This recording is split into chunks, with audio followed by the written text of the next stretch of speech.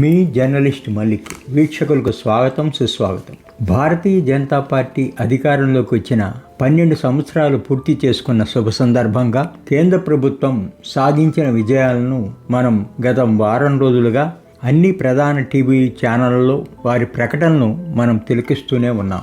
గత 12 ఏళ్లుగా భారతీయ జనతా పార్టీ సాధించిన విజయాలనే కాదు, వారు చేస్తామని వాగ్దానం చేసి వారు చేయలేకపోయిన పనులను మనం ఈ సందర్భంగా గుర్తు చేసుకోవాల్సిన అవసరం ఎంతైనా ఉంది. మనం వాస్తవాల్ని మనం చెప్పుకుందాం. భారతీయ జనతా పార్టీ అధికారంలోకి వచ్చిన వెంటనే సామాన్యుడు సైతం ఎంతో ఆనందపడిపోయారు. ఆ పార్టీపై మరియు ఆ పార్టీ నాయకులపై మనందరికీ అంతటి నమ్మకం ఉంది. వాజ్పేయి నాటి భారతీయ జనతా పార్టీకి ఇప్పటి మోదీ నాయకత్వం వహిస్తున్న భారతీయ జనతా పార్టీకి సహస్రం తేడా ఉంది. అవి ఏమంటే, భారతీయ జనతా పార్టీని ఇప్పటికీ ఇష్టపడుతున్న మీకు మాకు అందరికీ తెలియని విషయం కాదు. కాకపోతే మనం విజయాలతో పాటు మనం చేయలేకపోయిన విషయాలను, మన అంతరాత్మ చెప్పే వివిధ అంశాలను మనం ఇక్కడ చర్చించుకోవాల్సిన అవసరం ఉంది. మీరు కాదంటారా చెప్పండి? వైఫల్యాల్లో ముఖ్యంగా నిరుద్యోగ సమస్య మొదటిది. యువతకు తగిన స్థాయిలో ఉద్యోగాలు సృష్టించలేదని విమర్శలు ఉన్నాయి. పట్టభద్రుల నిరుద్యోగం అనేక రాష్ట్రాల్లో అధికంగా ఉందని నివేదికలు వెల్లడి చేస్తున్నాయి. ఏటా 2 కోట్ల ఉద్యోగాలు అనే హామీ నెరవేరలేదని ప్రతిపక్షాలు ఆరోపిస్తున్నాయి. ఇక రెండవది నోట్ల రద్దు విషయం. 2016లో 500 రూపాయల నోట్లు, 1000 రూపాయల నోట్లు రద్దు నిర్ణయం వల్ల నల్లధనం, నకిలీ కరెన్సీ నియంత్రణ లక్ష్యమని ప్రకటించారు. అయితే చిన్న వ్యాపారులు, అసంఘటిత రంగం తీవ్రంగా దెబ్బతిన్నాయనే విమర్శలు వచ్చాయి. రద్దు చేసిన నోట్లలో దాదాపు అన్ని బ్యాంకింగ్ వ్యవస్థలో తిరిగి వచ్చాయనే విమర్శకులు పేర్కొన్నారు. ఇక ప్రధానమైన వ్యవసాయ రంగ సమస్యలు మూడోది. రైతులు ఆదాయం రెట్టింపు అవుతుందని చెప్పినా ఆశించిన స్థాయిలో జరగలేదని విమర్శ ఉంది. ఎరువులు, విత్తనాలు, డీజిల్ ధరల పెరుగుదల రైతులపై భారం పెరిగిందన్న అభిప్రాయం ఉంది. 2020 వ్యవసాయ చట్టాలపై దేశవ్యాప్త ఆందోళనలు, ఉద్యమాలు జరిగాయి. చివరకు ప్రభుత్వమే ఆ చట్టాలను వెనక్కి తీసుకోవాల్సి వచ్చింది. ఇక రైతు సంఘాల నిరసనలు. అమెరికా ఒప్పందాలు రైతుల ప్రయోజనాలకు విరుద్ధంగా ఉంటాయని కొన్ని రైతు సంఘాలు బీజేపీకి వ్యతిరేకంగా ఆందోళన చేపట్టాయి. ఇక నాలుగవది ధరల పెరుగుదల. వంట గ్యాసు, పెట్రోలు, డీజిలు, నిత్యావసర వస్తువుల ధరలు పెరగడం ప్రజలపై భారం మోపిందన్న విమర్శలు ఉన్నాయి. మధ్యతరగతి, పేద వర్గాలపై ద్రవ్యోల్బణ ప్రభావం అధికంగా ఉందని ఆర్థిక నిపుణులు సైతం పేర్కొంటున్నారు.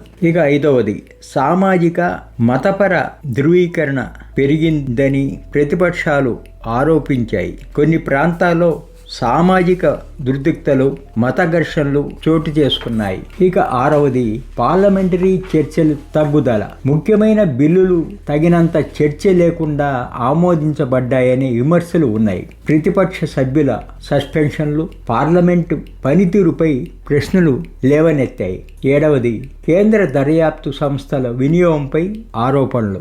ఎన్ఫోర్స్మెంటు, సిబిఐ, ఆదాయ పన్ను శాఖల వంటి సంస్థలను రాజకీయ ప్రత్యర్థులపై ఉపయోగిస్తున్నారనే ప్రతిపక్షాల ఆరోపణలు ఎక్కువయ్యాయి. దీన్ని ప్రభుత్వం ఖండిస్తూ చట్ట ప్రకారం విచారణ జరుపుతామని చెబుతున్నాయి. ఇక ఎనిమిదవది కోవిడ్-19 రెండవ దశ నిర్వహణ. 2021లో రెండవ దశ సమయంలో ఆక్సిజన్ కొరత, ఆసుపత్రి పడకల కొరతపై విమర్శలు వచ్చాయి. అనేక రాష్ట్రాల్లో ఆరోగ్య వ్యవస్థపై తీవ్రమైన ఒత్తిడి ఏర్పడింది. ప్రభుత్వం తర్వాత వ్యాక్సినేషన్ కార్యక్రమాన్ని వేగవంతం చేసింది. 9వది చైనా సరిహద్దు ఉద్రిక్తతలు. 2020-21లో చైనా ఇండియా సరిహద్దులో భద్రతా అంశాల ప్రశ్నలు తలెత్తాయి. లడాక్ ప్రాంతంలో చైనా చొరబాటుపై ప్రతిపక్షాలు ప్రభుత్వాన్ని దుమ్మెత్తిపోశాయి. ప్రభుత్వం మాత్రం దేశ భద్రతకు ఎలాంటి రాజీ పడబోమని ప్రకటించింది. 10వది రాష్ట్రాల హక్కుల అంశం. భారతీయ జనతా పార్టీ ఇతర ప్రభుత్వాలు ఉన్న రాష్ట్రాల్లో కేంద్రం అధిక జోక్యం చేసుకుంటున్నాయని వాపోయాయి. గవర్నర్ల పాత్ర, నిధుల కేటాయింపుల విషయంలో వివాదాలు చోటు చేసుకున్నాయి. 11వది మణిపూర్ హింస. మణిపూర్లో జరిగిన హింసను త్వరగా నియంత్రించలేకపోయిందన్న విమర్శలు వచ్చాయి. శాంతి పునరుద్ధరణలో ఆలస్యం జరిగిందని అనేక రాజకీయ పార్టీలు ఆందోళన వ్యక్తం చేశాయి. 12వది ఆర్థిక అసమానతలు. దేశ ఆర్థిక వ్యవస్థ పరిమాణం పెరిగినప్పటికీ సంపద కొద్దిమంది చేతుల్లో కేంద్రీకృతం అవుతుందని విమర్శలు చాలా వచ్చాయి. చిన్న మధ్య తరహా పరిశ్రమలు తగిన మద్దతు పొందలేదని కొందరు వ్యాపార వర్గాలు ఆరోపిస్తున్నాయి. 13వది పరీక్షల ప్రశ్నపత్రాల లీకేజీ వివాదాలు. నీటి పరీక్షలు నిర్వహించిన 9 సార్లు పరీక్షా పత్రాలు లీకేజీ జరిగిందన్న ఆరోపణలు కేంద్ర ప్రభుత్వ ప్రతిష్టను దెబ్బతీశాయని విమర్శలు వచ్చాయి. విద్యా వ్యవస్థపై ప్రజల్లో ఆందోళన ఏర్పడింది. 14వది మత సామరస్యంపై విమర్శలు. కొన్ని మానవ హక్కుల సంస్థలు మైనారిటీల పట్ల వివక్ష, విద్వేష ప్రసంగాలు, సామాజిక దుర్దిక్తలు అరికట్టడంలో ప్రభుత్వం విఫలమైందని నివేదికలు వెల్లడి చేస్తున్నాయి. అయితే బీజేపీ ఈ ఆరోపణలను ఖండిస్తూ తాము అందరికీ సమాన న్యాయం చేస్తున్నామని చెబుతోంది. ఇక 15వది మీనాక్షి నటరాజన్ విషయం.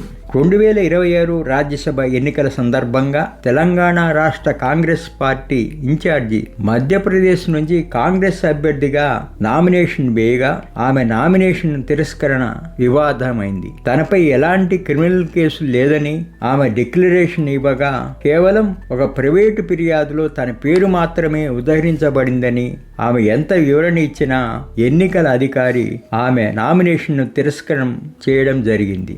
ఇది కాంగ్రెస్ పార్టీ తీవ్రంగా బీజేపీని విమర్శిస్తున్నారు. అంతేగాక ఆమె ఓట్ల దొంగతనం, సీట్ల దొంగతనం తర్వాత ఇప్పుడు పార్టీ దొంగతనం వైపు వెళ్తోందని బీజేపీని విమర్శించారు. ఈ ఘటన దేశవ్యాప్తంగా ప్రధాన చర్చకు అవకాశం ఏర్పడింది. భారతీయ జనతా పార్టీ అధికారం చేపట్టిన మోడీ ప్రధానమంత్రిగా సాధించిన విజయాలతో పాటు ఈ వైఫల్యాన్ని చవిచూడవలసిన అమర్చిన ఏర్పడింది. బీజేపీ ప్రభుత్వం సాధించిన విజయాల్లో ముఖ్యంగా జీఎస్టీ అమలు, ఆదాయం పెంపు, డిజిటల్ చెల్లింపుల విస్తరణ, 370 ఆర్టికల్ అమలు, అయోధ్య రామ మందిరం నిర్మాణం, సంక్షేమ పథకాలు, గృహాలు, మరుగుదొడ్లు, తాగునీరు కనెక్షన్లు, భారతదేశ అంతర్జాతీయ ప్రతిష్ట పెరిగిందన వంటి అంశాలపై పట్టు సాధించింది. మొత్తం మీద వైఫల్యాల కంటే విజయాలే ఎక్కువ అవడంతో విజయవంతమైన పాలనగా భారతీయ జనతా పార్టీ